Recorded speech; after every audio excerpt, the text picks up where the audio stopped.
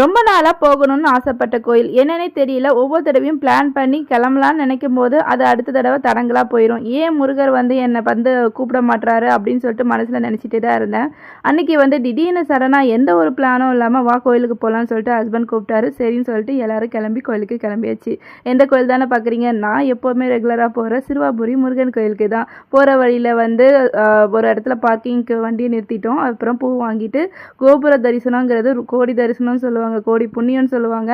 அது மாதிரி கோபுர தரிசனம் ஃபஸ்ட்டு பார்த்துட்டு அங்கேருந்து நடந்து போனோம். இந்த ஊருக்கு போனாலே போகிற வழி எல்லாமே வெஜிடபிள்ஸ் நிறையவே இருக்கும். போகும்போது ஒரு கட்டப்பை எடுத்துகிட்டு போனீங்கன்னா வரும்போது பை நிறைய காய்கறி வாங்கிட்டு வரலாம். அதுக்கப்புறம் க்யூ ரொம்ப பெருசாக இருக்கிறத பார்த்துட்டு கூட்டமாக இருக்குமோன்னு நினச்சிட்டு இருந்தோம். ஏன்னா வர வழியெல்லாம் நிறைய கார்லாம் நின்றுட்டு இருந்துச்சு. ஆனால் உள்ளே போகும்போது நார்மலாக இருக்கிற கூட்டத்தை விட கொஞ்சம் கூட்டம் தான் இருந்துச்சு. சரி, என் ஹஸ்பண்ட் லேட் ஆயிரும் போகிறதுக்கு வீட்டுக்கு, அதனால் 100 ருபீஸ் க்யூவில் போகலான்னு சொல்லிட்டு கிளம்பிட்டோம். ஃபஸ்ட்டு நாங்கள் க்யூவில் நிற்கும் போது நார்மலாக தான் இருந்துச்சு. அதுக்கப்புறம் எங்களுக்கு பின்னாடி நிறைய கூட்டம் வர ஆரம்பிச்சிட்டாங்க. ஏன்னா அன்றைக்கி லீவ் டேஸ் அப்படிங்கிறனால நிறைய பேர் வர ஆரம்பிப்பாங்க. இந்த மாதிரி பிரசாதம்லாம் நான் இப்போ தான் பார்க்குறேன். இதுக்கு முன்னாடி உள்ளெல்லாம் அந்த மாதிரி விற்கலை. இப்போ சடனாக விற்க ஆரம்பிச்சிட்டாங்க. அதுக்கப்புறம் உள்ளே போய் முருகனை தரிசனம் பண்ணிவிட்டு அதுக்கப்புறம் அங்கேருந்து அங்கே வெளியே வந்துட்டோம். இங்கே இப்போ புதுசாக வெற்றிலை தீபம் போடுறத ஸ்டார்ட் பண்ணியிருக்காங்க. வெற்றிலையே வச்சு அதிலே தீபம் வச்சு விளக்கேற்றுற மாதிரி இப்போ கொண்டு வந்திருக்காங்க. நான் இதுக்கு முன்னாடி போனப்பெல்லாம் அந்த மாதிரி இல்லை. எனக்கு தெரிஞ்சிருந்தா நான் அந்த வெற்றிலை தீபம் வாங்கிட்டு போய் தீபம் போட்டிருப்பேன். அதுக்கப்புறம் அங்கே கோயில் தரிசனம்லாம் முடிச்சுட்டு வெளியே வந்தாச்சு.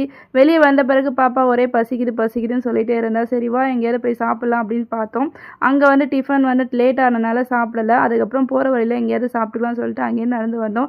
அங்கேருந்து சும்மா அந்த நேரத்துக்கு ஏதாவது சாப்பிட்லாம்னு சொல்லிட்டு பெப்சி மாதிரி நம்ம சின்ன வயசில் ரஸ்னா குடிப்போமே அதை வாங்கி குடிச்சிட்டு அங்கேருந்து கிளம்பியாச்சு. அதுக்கப்புறம் போகிற வழியில் ஒரு இடத்துல டிஃபன் கடை இருந்துச்சு. அங்கே டிஃபனும் சாப்பிட்டாச்சு.